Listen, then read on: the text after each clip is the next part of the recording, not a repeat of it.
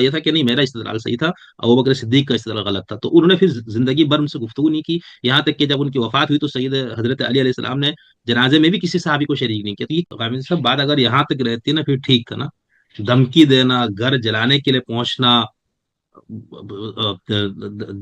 پیغمبر کی جو اکلوتی بیٹی تھی ان کے ساتھ یہاں تک مظالم کا ڈایا جانا، تو یہ تو اتنی مختصر بات تو نہیں ہے نا کہ ہم اس کو صرف استدلال کو بیان کر کے اس کو چھوڑ دیں۔ کیا شہادت کے درجے میں یہ بات ثابت ہے؟ اگر آپ یہ دعویٰ کرتے ہیں تو ایک نشست رکھ لیجئے اور اپنے دلائل بیان کیجئے۔ میرے نزدیک اگر آدمی جذبات یا تعصبات میں مبتلا نہ ہو، استدلال کی بنیاد پر تو سیدنا صدیق کی رائے پر کوئی ادنا اعتراض نہیں کیا جا سکتا۔ حضور نے فرمایا کہ علی حق کے ساتھ ہے، حق علی کے ساتھ، جس سے علی کو بیوی فاطمہ کے بارے میں فرمایا کہ وہ بضعۃ منی ہے، اور جس نے اس کو تکلیف دی اس نے مجھے تکلیف دی۔ اسی طرح حضرت علی کے بارے میں یہ فرمایا کہ علی جو ہے نا وہ مطلب یہ تو واضح حدیث موجود ہے، اب وہ آپ ظاہر سی بات اس کو اس طرح سے نہیں مانیں گے۔ تو ان سب کے ہوتے ہوئے جب پھر ہم تاریخ کو دیکھتے تو ہمیں یہ نظر آتا ہے کہ جب حضور اکرم کی وصال کے بعد، آپ کی دنیا سے جانے کے بعد، دونوں خلفاء کے ہاتھ سے بیوی فاطمہ کو دکھ پہنچا، اور بخاری شریف میں اور باقی کتابوں میں ہے کہ مرتے دم تک انہوں نے ان سے گفتگو نہیں کی، ٹھیک ہے نا، اور ایک فدق کا ایک معاملہ تھا جس کے اوپر، اور وہ بھی قرآن سے بیوی فاطمہ کہہ رہی تھی والد اس کا وراثت ہے، اور حضرت ابوبکر حدیث پیش کر کے اس وراثت کو منع فرما رہے تھے، وہ بات اتنی بڑی کہ وہ بہت زیادہ ان کو تکلیف میں رہنا پڑا۔ تو یہ تو ایسے یعنی کیسے لوگ تھے جن کو آپ یہ کہیں گے کہ یہ خیر امت ہے اور یہ اشداء علی الکفار تھے اور یوں تھے، اور اس معاملے میں بالکل وہ نظر آتے تکلیف دہ رہے۔ تو یہاں سے تو یہ نظر آ رہا ہے نا کہ وہ حقیقت میں جن ایمان کے جن معیارات کو بیان کیا گیا تو اس پہ لوگ پورے نہیں اترتے تھے، ایسا نہیں ہے۔ رسالت مآب صلی اللہ علیہ وسلم نے تو یہی تعلیم دی تھی کہ جب آپ کسی دینی معاملے میں فیصلہ کریں گے تو آپ یہ نہیں دیکھیں گے کسی کو دکھ پہنچتا ہے یا نہیں پہنچتا۔ یہی فرمایا تھا نا کہ اگر محمد کی بیٹی فاطمہ بھی چوری کرتی تو میں اس کا ہاتھ کاٹ دیتا۔ تو یہ بتائیے اس وقت سیدہ کو دکھ پہنچتا یا نہ پہنچتا؟ پہنچتا۔ تو اس وجہ سے دکھ پہنچنا تو بنائے استدلال نہیں ہو سکتا۔ یہ تو معاملے پہ حضور کی گفتگو حدیث ہے، کیجیے۔ حدیث ہے نا، فمن آزا فقط آزانی، جی ہاں، تو وہ دکھ تو وہ پہنچنا کس معیار کو حق کہتے ہے، ہیں؟ وہ خود معیار حق ہے نا، حضور کی ان معیار الفاظ کے حق تو ہے، مطابق۔ یہ اس کا یہ مطلب کہاں سے ہو گیا کہ یہ معیار حق کا فیصلہ ہو رہا ہے؟ یعنی ظاہر بات ہے کہ میرے بیٹے کو اگر کوئی برا بلا کہے گا تو مجھے دکھ پہنچے گا، لیکن دکھ پہنچنے کی بنیاد پر کیا دین کے فیصلے کیے جائیں گے؟ کیا حقوق کے فیصلے کیے جائیں گے؟ نہیں تو ان کا دکھ تو مطالبہ تو کسی کو دینی بھی لحاظ پہنچ سے سکتا درست ہے۔ ہے نا۔ خود بی حضور کے فاطمہ، فیصلوں سے بہت سے لوگوں کو دکھ پہنچا ہوگا، لیکن کیا فیصلہ کرنے کے لیے یہ کوئی بنیاد ہے یا اس کو بنائے استدلال بنایا جا سکتا ہے؟ نہیں تو بی بی فاطمہ کا دعویٰ ہی آپ کے نزدیک غلط تھا؟ دیکھیے میں تو جو عرض کروں گا وہ یہ کہ دونوں کے دلائل دیکھوں گا میں، تو دلائل دیکھ کر میں فیصلہ کروں گا۔ تو میں یہ آپ کے طے کیا کروں گا فیصلے؟ کہ دلیل کس کی مضبوط ہے۔ یعنی سیدنا صدیق نے جس چیز سے استدلال کیا اس کو دیکھوں گا، سیدہ نے جس سے استدلال کیا ہے، کیا استدلال کی بنیاد پر فیصلہ کرنا یا کسی کی اذیت کے پہلو سے فیصلہ کرنا یہ دین نے سکھایا ہے ہمیں، یہی تعلیم نہیں رسالت مآب صلی اللہ علیہ وسلم نے ہمیں دی ہے۔ تو اس کا مطلب یہ ہے کہ کل کو میں اگر قاضی کی نشست پر بیٹھا ہوں تو پھر مجھے دیکھنا ہوگا کہ کہیں میں اپنے بیٹے کے خلاف فیصلہ کروں تو اس کو دکھ نہ پہنچ جائے۔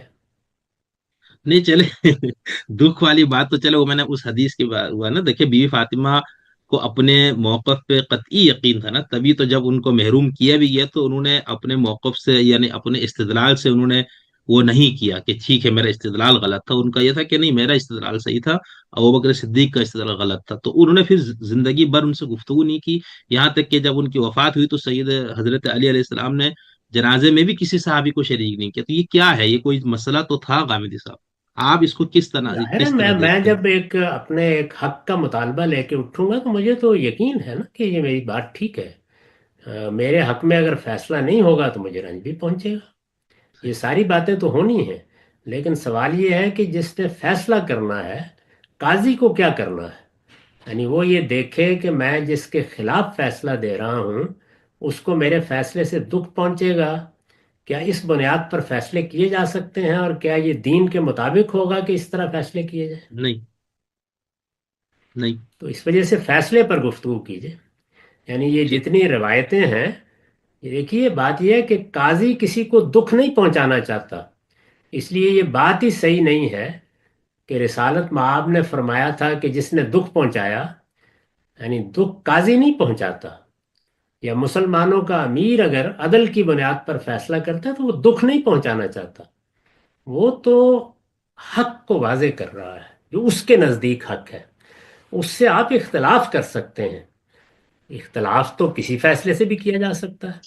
اس وقت ہماری عدالتیں بہت سے فیصلے کرتی ہیں جن میں سے کسی سے مجھے یا آپ کو اتفاق ہوتا ہے، کسی سے اختلاف ہوتا ہے. تو میرے نزدیک معاملے کو وہاں سے دیکھا جائے گا. یعنی مجھے حق حاصل ہے کہ میں سیدہ کا استدلال دیکھوں اور میں اس نتیجے پر پہنچوں کہ سیدہ نے بالکل درست استدلال کیا تھا، سیدنا صدیق کا فیصلہ بالکل غلط تھا. لیکن میرے یہ کہنے کے نتیجے میں کہ ان کا فیصلہ غلط تھا، سیدنا صدیق کے معاملے میں کوئی بری رائے قائم نہیں کی جائے گی. انہوں نے اپنی دیانتداری کے ساتھ ایک فیصلہ کیا، ان کے نزدیک وہی صحیح تھا. تو یہ ٹھیک سب ہم اپنے قاضیوں کے بارے میں بھی کرتے ہیں. رسالت مآب نے اپنے فیصلوں کے بارے میں فرمایا کہ یہ ہو سکتا ہے کہ کوئی آدمی چرب زبانی سے اپنے حق میں مجھ سے فیصلہ کرا لے، لیکن اسے سمجھنا چاہیے کہ جو کچھ وہ اس کے نتیجے میں حاصل کرے گا وہ قیامت میں اس کی گردن کا طوق بن جائے گا. تو ظاہر ہے کہ کسی آدمی نے غلط فیصلہ کرا لیا اللہ کے پیغمبر سے، دوسرا شخص جس کے خلاف فیصلہ ہوا اس کو دکھ تو پہنچے گا. لیکن رسالت مآب نے جو فیصلہ کیا وہ فیصلہ بربنائے استدلال کریں گے، بربنائے شواہد کریں گے. تو میرے نزدیک فیصلوں پر تبصرہ کرنے کا یہ طریقہ ہی غلط ہے. پہلے آپ اصول میں گفتگو کریں کہ استدلال کس کا صحیح یا غلط ہے، اس میں رائے دی جائے گی اور اس میں استدلال دیکھا جائے گا. نہ سیدنا صدیق کی عظمت دیکھی جائے گی، نہ سیدہ کی طرف دیکھا جائے گا، کیونکہ مجھے اللہ کے پیغمبر نے پابند کر دیا ہے کہ جب میرے سامنے کوئی مقدمہ آئے تو مجھے صرف شواہد دیکھنے ہیں اور استدلال دیکھنا ہے. تو اس میں سیدنا صدیق اس کے سوا کوئی راستہ اختیار ہی نہیں کر سکتے تھے. اب آپ زیادہ سے زیادہ یہ کہیے اگر کہنا ہے کہ سیدنا صدیق نے جو استدلال کیا وہ غلط تھا، یہ آپ کو حق ہے کہنے کا. لیکن غامدی صاحب بات اگر یہاں تک رہتی نا پھر ٹھیک تھا نا. دھمکی دینا، گھر جلانے کے لیے پہنچنا، پیغمبر کی جو اکلوتی بیٹی تھی ان کے ساتھ یہاں تک مظالم کا ڈایا جانا، تو یہ تو اتنی مختصر بات تو نہیں ہے نا کہ ہم اس کو صرف استدلال کو بیان کر کے اس کو چھوڑ دیں.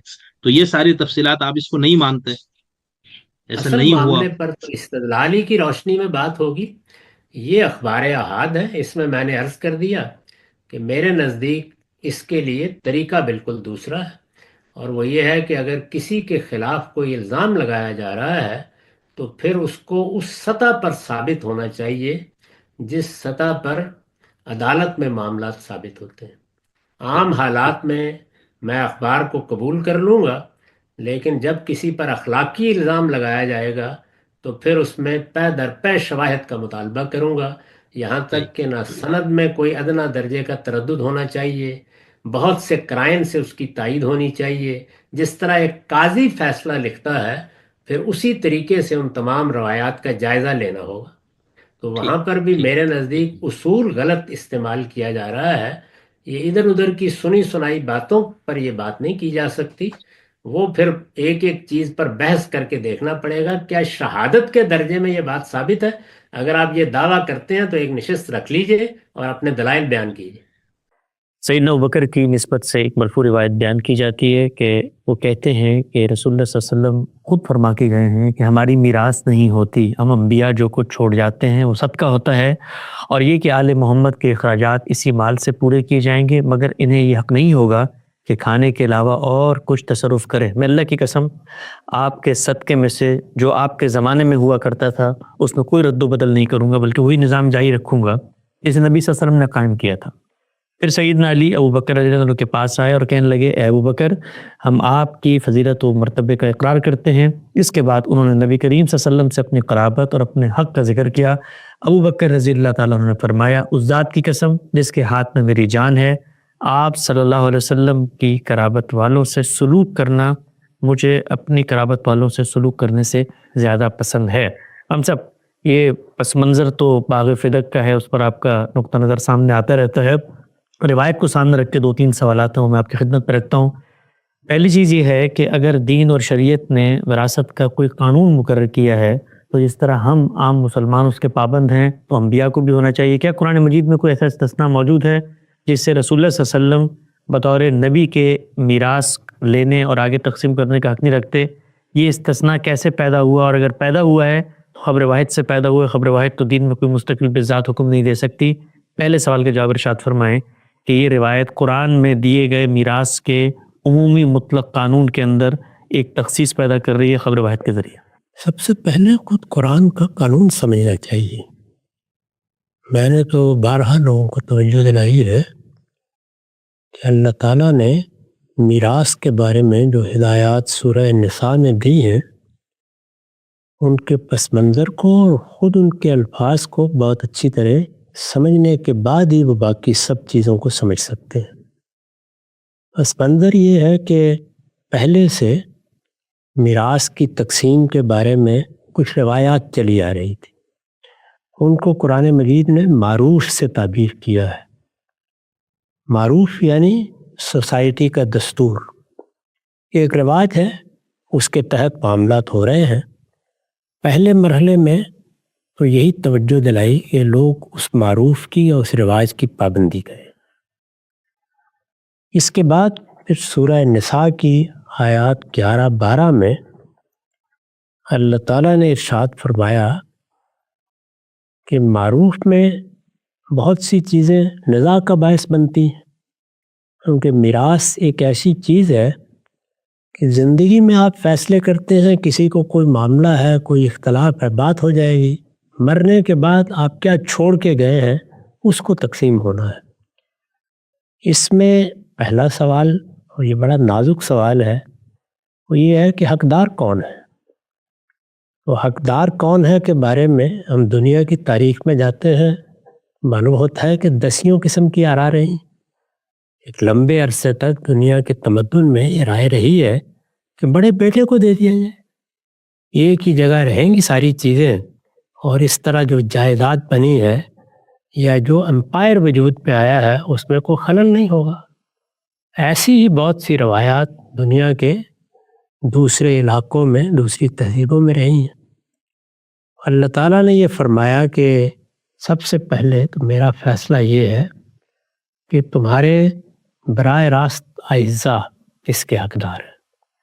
براہ راست اعزاء کون ہے؟ میں جب دنیا سے رخصت ہوتا ہوں تو میرے والدین میرے ساتھ پیچھے سے براہ راست تعلق رکھتے ہیں، میں ان کے ہاں پیدا ہوا، میری اولاد، اور میاں اور بیوی کا رشتہ، کیونکہ قانون نے اگرچہ وہ رشتہ بنایا ہے تاہم وہ براہ راست رشتہ ہے۔ تو ارشاد فرمایا کہ یہ ہے حقدار۔ اب اگر کسی کی اولاد نہیں ہے تو پھر اس کے ساتھ بہن بھائی اس کی جگہ لے سکتے۔ ایک فیصلہ اللہ تعالیٰ نے یہ فرما دیا۔ یہ فیصلہ کرنا آسان نہیں تھا۔ دنیا کی تاریخ پر ایک نگاہ ڈال کے دیکھ لیں، اس میں بہت کچھ نزاعات رہے ہیں۔ دوسرا مسئلہ یہ تھا کہ یہ سب براہ راست رشتہ دار ہیں، یعنی بیوی بھی، شوہر بھی، اولاد بھی، والدین بھی، تو ان کے حصے کیسے تقسیم ہو؟ یعنی کیا اصول ہے؟ کوئی معیار ہونا چاہیے۔ میں اگر والدین کے بارے میں فیصلہ کروں کہ انہیں زیادہ دوں گا تو اولاد کے ماتھے پہ شکن آ سکتی ہے، اولاد کے معاملے میں کہوں تو والدین یہ خیال کر سکتے ہیں۔ تو اللہ تعالیٰ نے فرمایا کہ تم یہ فیصلہ نہیں کر سکتے، یعنی ان میں سے کون اقرب و نفع ہے۔ یہ اسی سورہ میں انہی آیات میں اس کی وضاحت کی ہے کہ یہ فیصلہ کرنا کہ تمہارے ساتھ کس کا منفعت کا زیادہ تعلق ہے، اس میں دیکھیے ایک ہی لفظ میں بہت سے سوالوں کا جواب دے دیا۔ یعنی میراث کی تقسیم میں حقدار کیسے بنتا ہے؟ منفعت کے تعلق کی بنیاد پر رشتہ داروں سے ایک بالطبع منفعت حاصل ہوتی ہے۔ تو یہ بتا دیا کہ اس کی وجہ یہ ہے، اس لیے تمہاری میراث میں ان کو وارث بنایا جا رہا ہے۔ دوسری بات یہ بتائی کہ اس میں منفعت ہی کا قرب و بود فیصلہ کرے گا کہ کس کا حصہ کم اور کس کا زیادہ ہونا چاہیے. ٹھیک، تو تم فیصلہ نہیں کر سکتے. لا تدرون، یہ فیصلہ پھر میں نے خود فرما دیا. تو اس کو اپنی وصیت اللہ تعالیٰ نے کہا تاکہ مسلمانوں کے گھرانوں میں اب کوئی نزاع نہ ہو. اللہ نے مقرر کر دیا یہ والدین کا حق ہے، یہ اولاد کا حق ہے، اولاد نہ ہو تو یہ بہن بھائیوں کا حق ہے، یہ بیوی کا حق ہے، یہ میاں کا حق ہے.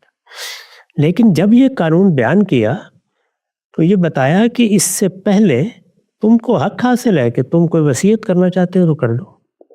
اس پر کوئی قدغن نہیں لگائی، کوئی پابندی نہیں لگائی. جو قدغن فحوائے کلام سے لگ رہی ہے وہ ایک ہی ہے، اور وہ یہ ہے کہ جن کے حصے اللہ نے مقرر کر دیے ہیں رشتہ داری کی بنیاد پر ان کے حصوں میں اب تصرف کا حق میرے یا آپ کے پاس نہیں رہا. تو ان کا معاملہ تو اللہ تعالیٰ کی طرف سے طے ہو گیا. اس کو اللہ تعالیٰ نے اسی لیے فرمایا کہ میری وصیت ہے. تو اللہ کی وصیت کے مقابل میں تو کوئی وصیت پیش نہیں کی جا سکتی.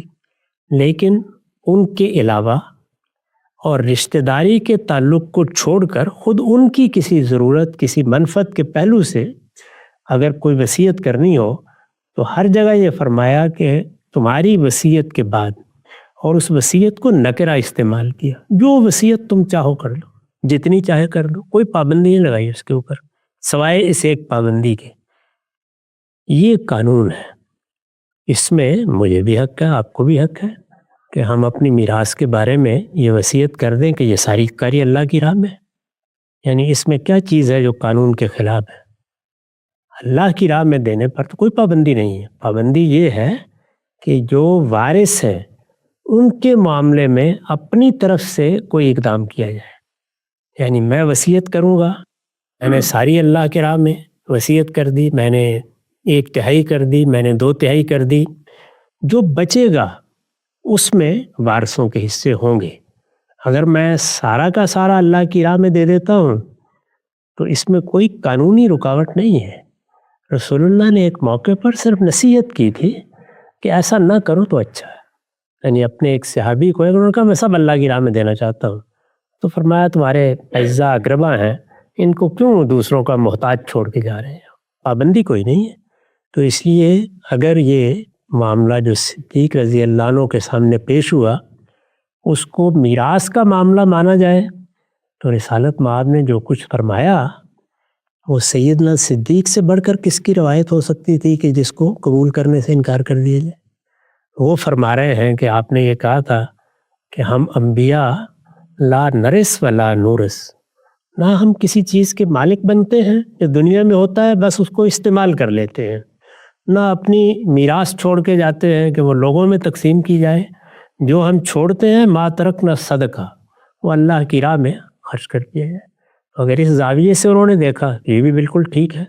اور اگر دوسرے زاویے سے دیکھیے جو قرآن نے بیان کیا ہے کہ یہ در حقیقت یعنی فدق اور اس طرح کے باغات وغیرہ یہ کوئی ذاتی ملکیت تھے ہی نہیں، یہ تو اللہ تعالیٰ نے قومی املاک کی حیثیت سے محفوظ رکھ لیے تھے.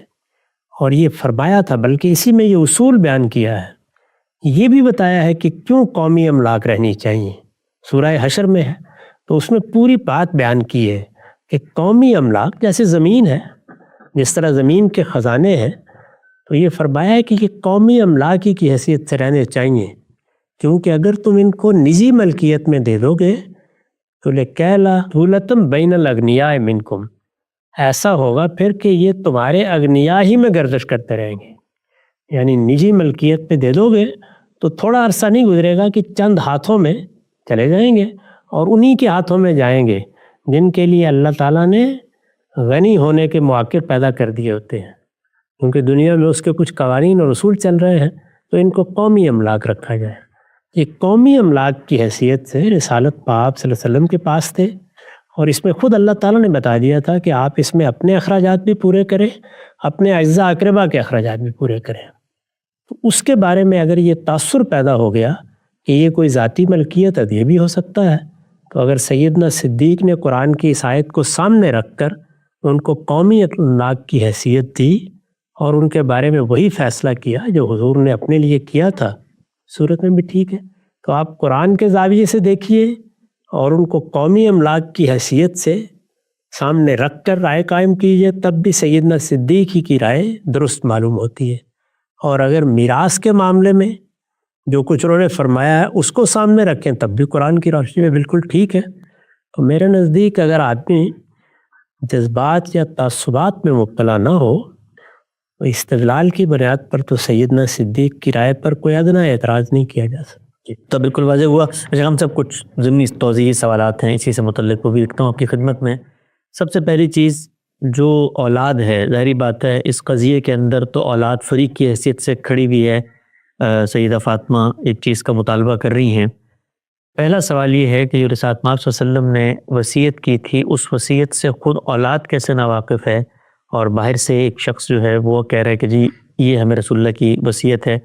تو وصیت تو عام طور پہ یہ ہوتا ہے کہ تمام اعزاء اس وصیت سے واقف ہوتے ہیں، ظاہری بات ہے اس معاملے میں اولاد کے پاس جو ہے کچھ نہیں آ رہا، تو رسول اللہ صلی اللہ علیہ وسلم کی نسبت سے اگر یہ بات آئی ہے تو عقل یہ کہتی ہے کہ یہ بات تو بچوں کو پہلے معلوم ہونی چاہیے تھی بنسبت باہر والوں کے۔ یہ رسالت مآب صلی اللہ علیہ وسلم نے یہ بات کسی موقع پر مسجد میں، کسی خطبے میں، کسی موقع پر فرمائی ہوگی، وہ بسا اوقات ذہن میں نہیں رہتی۔ اس کی ایک بڑی نمایاں مثال سقیفہ بنی ساعدہ میں سامنے آئی۔ رسالت مآب نے یہ فیصلہ کر دیا تھا کہ دو جماعتیں ہیں، ایک انصار کی ہے، ایک قریش کی ہے، میرے بعد اقتدار قریش کو منتقل ہو جائے گا، لیکن انصار اس کو بھول بیٹھے ہیں۔ وہاں پر باقاعدہ مجلس منعقد ہوئی، تقریریں ہونا شروع ہو گئیں۔ سیدنا صدیق نے ہی یاد دلایا اور سعد بن عبادہ رضی اللہ عنہ کو مخاطب کر کے یاد دلایا کہ لقد علمت یا سعد، آپ کو معلوم ہے نا کہ حضور نے یہ فرمایا تھا۔ اس وقت ان کو یاد آ گیا، انہوں نے اس کی تصدیق کر دی کہ ایسا بارہ ہوتا ہے کہ ایک چیز کہی گئی تھی لیکن وہ ذہن میں نہیں رہی، توجہ نہیں رہی، یا اس کی کوئی دوسری توجیہ ذہن میں ہے جس توجیہ پر آپ مطمئن ہیں، یعنی وہ بات کسی خاص مال کے بارے میں فرمائی گئی تھی، اس کے بارے میں نہیں فرمائی گئی تھی۔ تو اس طرح کی بہت سی چیزیں ہو سکتی ہیں جن کو سامنے رکھ کر سیدہ نے یہ خیال کیا ان کے بارے میں بھی کوئی ایسی رائے نہیں قائم کرنی چاہیے۔ وہ کون سا معاملہ ہے جس میں دو آراء نہیں ہو جاتی، استدلال کی بنیاد پر دیکھا جائے گا تو سیدنا صدیق کا استدلال انتہائی قوی ہے۔ اس وجہ سے معاملہ کیا ہوا، کیا نہیں ہوا، کیوں غلط فہمی ہوئی، یہ اگر نہ بھی ہماری سمجھ میں آئے تو آخر اس میں اتنا زیادہ سر کھپانے کی ضرورت ہی کیوں ہے؟ جو اصل معاملہ ہے وہ قرآن کی روشنی میں بالکل واضح ہے۔ یہ بات سمجھ میں آتی ہے، ہم سب ہوتا ہے اکثر کہ کسی بزرگ کو، کسی بڑے کو، کسی ایک فریق کو بھی بات کہہ دی جاتی ہے کہ میرے بعد اس طرح معاملات کرنا۔ اولاد کے علم میں بہت ساری چیزیں ہیں جو مرنے کے بعد آتی ہیں۔ اچھا ہم سب، تھوڑا نازک سوال ہے لیکن ایک اعتراض پیدا ہوتا ہے تو میں آپ کی خدمت میں رکھ دیتا ہوں جو آپ نے موقف پیش کیا۔ رسالت مآب صلی اللہ علیہ وسلم کے پاس جب صحابہ میں سے کوئی ایک صحابی آتا ہے اور وہ پوچھتے ہیں وصیت کے بارے میں، جو حق آپ نے بتایا میراث کے قانون میں قرآن مجید میں دے دیا گیا ہے، آپ جب ان کو وصیت کرتے ہیں تو رسالت مآب صلی اللہ علیہ وسلم وصیت یہ کرتے ہیں کہ سارا مال مت کرو بھائی، اولاد کا بھی ظاہری بات ہے حق ہے، ایک تہائی زیادہ سے زیادہ آپ نے کہہ دیا، یاد دے دی، تلقین کر دی۔ سوال یہ پیدا ہوتا ہے کہ جو تلقین دوسروں کو کی گئی ہے اس کو بطریقہ اولا خود پیغمبر کو عمل درآمد کرنا چاہیے، ظاہری بات ہے اس کی بھی اولاد ہے، اس کا بھی حق ہے، اور اس سچویشن میں اولاد وہ حق منوانے کے لیے سامنے بھی آ گئی ہے، گویا تقاضا فطری طور پر موجود تھا، پیدا ہوا، ضرورت سامنے آ گئی، تو جو نصیحت دوسروں کو کی گئی پیغمبر کی جانب سے، آپ کے موقف کو اگر تسلیم کر لیں تو سوال پیدا ہوتا ہے کہ خود پیغمبر نے اس کا عمل کیوں نہیں کیا؟ سیدنا صدیق نے اس کی وضاحت کر دی ہے، اور وہ یہ کہ جس طریقے سے رسول اللہ ان کی کفالت کرتے تھے، ان کا حصہ دیتے تھے، وہ فرماتے ہیں میں ایسے ہی دیتا رہوں گا، یہ قومی املاک ہے، رہیں گی، اس لیے محرومی کا تو وہ فیصلہ نہیں۔ رسول اللہ کو پتہ تھا مال فیض تو چل ہی رہا ہے کہ اسی لیے یہ تو ان کو معلوم تھا، رسول اللہ کو بھی معلوم تھا۔ سیدنا صدیق نے اس کی وضاحت کر دی کہ رسول اللہ جس طرح تمہاری کفالت کرتے تھے، جس طرح تمہیں اس میں سے کوئی مال دیتے تھے، جس کو بھی دیتے تھے، کہیں ظاہر ہے کہ آپ کی ازواج مطہرات بھی تھیں، کوئی میراث ہوتی تو اس میں ان کا حصہ بھی تھا۔ اسی طریقے سے آپ کے چچا تھے، کیونکہ بیٹی ہی ہے تو بیٹی کو تو اگر میراث بھی تقسیم کی جائے گی تو قانون کے مطابق آدھا ہی ملنا ہے نا، باقی آدھا تو باقی اجزاء کی طرف جانا ہے۔ تو انہوں نے اس موقع پر جس طرح آپ نے روایت پڑھی ہے پوری وضاحت کر دی ہے کہ وہ حصے ایسے ہی ملتے رہیں گے، اور یہی ہوا، یعنی پوری کفالت ہوتی رہی، اسی طرح سے ملتے رہے، اور اس کے بعد بندوبست بھی ایک موقع کے اوپر انہی لوگوں کے سپورٹ کر دیا گیا تھا کہ آپ خود دیکھ لیا کریں ان معاملات کو۔ وہ اس پر اصرار کر رہے ہیں کہ یہ کسی کی ذاتی ملکیت نہیں ہے، یہ قومی املاک ہے، ان میں جس کے لیے رسول اللہ نے جو طریقہ طے کیا ہے میں اس کو ویسے ہی جاری رکھوں گا، لیکن یہ رہیں گی قومی املاک، یہ کسی کے ملکیت میں نہیں دی جا سکتی۔ یہ پوری بات انہوں نے بیان کر دی۔ مطلب بالکل واضح ہو گیا۔ اچھا ہم سب یہ جو غلط فہمی عام طور پہ پیدا کی جاتی ہے، ظاہری بات ہے اس کے پس منظر میں سیدنا ابوبکر کے بارے میں کچھ اور تصورات موجود ہیں، یہ جو بڑے کبار صحابہ ہیں، اور پورا کا پورا ہمارے ہاں جو مسئلہ امامت پیدا ہوا ہے اس میں سیدنا علی کے ساتھ صحابہ اکرام کے جو مد مقابل چیزیں اور کشمکش دکھائی جاتی ہے، اس پس منظر میں سچویشن کو سمجھیں تو بڑی قصہ کہانیاں لوگوں نے بنا لی کہ محرومی کی داستان ہے، اور پھر ظلم، اور پھر جنازے میں شرکت، عدم شرکت، وہ تو وائزین کے قصے ہیں، بات سمجھ میں آتی ہے۔ لیکن یہ ایک چیز جو تھوڑا سا تردد پیدا کرتی ہے وہ یہ کہ پیغمبر کے گھر والے ہیں، اور پیغمبر کے گھر والے اگر کوئی مطالبہ لے کر آ جاتے ہیں اور ان کی غیر معمولی قربانیاں بھی ہیں، تو قومی املاک کے اندر تو بہت کچھ موجود ہے، اور باقی صحابہ کو بھی دیا جاتا ہے، ظاہری بات ہے فتوحات ہوئی ہیں، جو حصے ملتے تھے، کچھ تقسیم بھی ہوتے تھے۔ تو جس طرح کی ڈیلنگ کا طریقہ کار سامنے آتا ہے اس میں یہ کہ بالکل قانونی طرح کی ڈیلنگ ہوئی ہے کہ بھئی جو وہ چھوڑ کے گئے تھے اسی طریقے سے لے گا، ملکیت نہیں ملے گی، یعنی کوئی احسان کا معاملہ پیغمبر کے گھر والوں کے ساتھ غیر معمولی محبت، وہ کہتے ہیں کہ میں اپنے رشتہ داروں سے زیادہ کروں گا لیکن دوں گا صرف وہی جو طے کر کے گئے ہوئے، یعنی اتنی اراضی، اتنی فتوحات، اتنی ملکیتیں قومی خزانے میں موجود تھیں، تو کچھ اور دینے میں کیا حرج تھا؟ دینے دلانے کا کیا سوال ہے؟ یہ باب فلک کے بارے میں بحث ہو رہی ہے، کیا وہاں کوئی اس طرح کا معاملہ تیرے پاس تھا؟ وظائف جس طرح سے باقی لوگوں کو ملتے تھے اسی طریقے سے رسول اللہ کے خاندان کو بھی ملتے تھے، یعنی وظائف تو بہت بڑی مقدار میں دیے جاتے رہے ہیں، یہ زیر بحث نہیں، تو وہ الگ سے چل رہے تھے۔ وہ تو الگ سے چل رہے تھے، یعنی یہ نہیں ہے کہ کوئی اور مطالبہ تھا جس کو انہوں نے پورا کرنے سے انکار کر دیا ہے، یا وظائف نہیں مل رہے تھے۔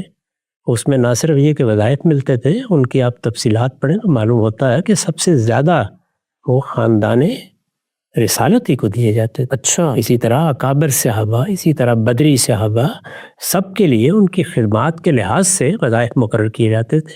اللہ تعالیٰ نے بہت کچھ دے دیا تھا، یعنی ایک عظیم سلطنت وجود میں آ گئی، اس میں سواد عراق کی زمینیں تھیں، وہ تو جو آمدنی کی سنبھالی نہیں جاتی تھی کوئی دیر کے بعد، تو بہت خطیر رقمیں وظائف میں دی جاتی رہی ہیں۔ بنو امیہ بھی دیتا ہے اسی طریقے سے۔ تو زیر بحث یہ نہیں تھا، زیر بحث ایک خاص اراضی تھی، خاص باغات تھے جن کو حضور نے اپنے خاندان کی ضرورتوں کے لیے خاص کیا ہوا تھا۔ ان کا ایسے ہی خاص رہیں گے، میں ان میں کوئی تصرف نہیں کروں گا اپنی طرف سے، لیکن یہ قومی املاک ہے اور یہ اسی حیثیت سے رہیں گی، یعنی گویا حکومت کے پاس رہیں گی اور وہ لوگوں کے حقوق ادا کرتی رہے گی۔ یہ بہت سادہ بات ہے۔ میں یہاں ایک چیز کی طرف توجہ دلاؤں، وہ یہ ہے کہ چیزوں کو دیکھنے کے دو زاویے ہیں، یہ اس وقت بھی تھے، یہ آج بھی ہیں، یہ قیامت تک رہیں گے۔ آپ حسن ظن کی جگہ کھڑے ہو کر دیکھیں، جب آپ حسن ظن کی جگہ کھڑے ہو کر دیکھتے ہیں تو آپ کو شدید اختلاف بھی ہو جائے تو آپ یہ کہتے ہیں کہ ان کی بدلائل یہ رائے ہوگی، مجھے ان کی رائے سے اختلاف ہے۔ مثال کے طور پر مجھے اگر پورا اطمینان ہو جاتا ہے اس بات پر کہ سیدہ کا استدلال زیادہ صحیح ہے، تب بھی میں یہی خیال کرتا کہ سیدنا صدیق کے خیال میں صورتحال یہ تھی، انہوں نے جو رائے قائم کی وہ اپنے استدلال کے لحاظ سے قائم کی، وہ استدلال غلط بھی ہو سکتا ہے، صحیح بھی ہو سکتا ہے، لیکن میں ان کے بارے میں کوئی بددنی نہیں کروں گا۔ میں نے بارہا اپنے اہل تشیع بھائیوں کو یہ مشورہ دیا ہے کہ وہ اپنے پورے موقف پر قائم رہیں، مخالفین کے بارے میں یہ مان لیں کہ ان کی رائے سے یا ان کے مقدمات سے ان کا اختلاف دلائل کی بنیاد پر، اور یہ کہہ دیں کہ ان کے دلائل کمزور ہیں، ہم ان کو نہیں مانتے۔ یہ سارے جو کچھ بھی اختلافات ہیں یہ اگلے دن بالکل ختم ہو جائیں گے، یعنی اختلافات رہیں گے لیکن مخالفتیں ختم ہو جائیں گی، تان و تشنی ختم ہو جائے گی، نفرتیں ختم ہو جائیں گی۔ یہ بات یہ ہے کہ میرے اور آپ کے درمیان ایک جائیداد کے بارے میں کوئی مسئلہ ہو گیا ہے، ایک رائے آپ کی، ایک میری ہے۔ ایک یہ ہے کہ میں یہ کہوں کہ ان کی تو نیت خراب ہو گئی، انہوں نے قبضہ کر لیا اس کے اوپر۔ ایک یہ ہے کہ میں یہ کہوں کہ ان کا نقطہ نظر مجھ سے مختلف ہے، ان کے دلائل کمزور ہیں، میں ان دلائل کی بنیاد پر یہ رائے رکھتا ہوں، یہ رائے رکھتے ہیں۔ مذہب میں بھی اگر یہی رویہ اختیار کر لیا جائے، عقائد میں بھی یہی رویہ اختیار کر لیا جائے، تفسیر میں بھی یہی رویہ اختیار کر لیا جائے، تو پھر مسلمانوں کے اندر 1000 مدرسہ فکر ہو کوئی خرابی نہیں ہوتی، پھر وہ مدارس فکر ہی رہتے ہیں۔ لیکن جب اس سے آگے بڑھ کر ہم نیت پر حملہ آور ہوتے، محرکات طے کرتے، اس کے پس منظر میں اترنے کی کوشش کرتے ہیں، لوگوں کو دشمن بنا کے غور کرتے ہیں، تو پھر ظاہر بات ہے کہ ایک دوسرے کے لیے دشنام ہوتی ہے۔ پھر وہی آدمی جو اپنی طرف سے پوری صداقت کے ساتھ ایک معاملہ کر رہا ہوتا ہے، اس کے لیے غاصب سے کم لفظ ہمارے پاس نہیں ہوتا۔ تو اس میں کوئی حرج نہیں ہے کہ آپ اپنا استدلال قائم رکھیں۔ اگر آپ کے نزدیک ایک عقیدہ ہے، ایک نقطہ نظر ہے، وہ آپ اس کو درست سمجھ کے اختیار کیے رہیں۔ دوسرے کا یہ حق مان لیں کہ وہ نیک نیتی کے ساتھ آپ سے اختلاف کر رہا ہے۔ یہ دنیا میں جینے کا سلیقہ ہے، اختیار کر لیجئے، مسائل ختم ہو جائیں گے۔ آراء رہیں گی، اختلافات بھی رہیں گے، لیکن اختلافات کبھی انسانوں کے درمیان نفرت کی دیواریں نہیں بنائیں گے۔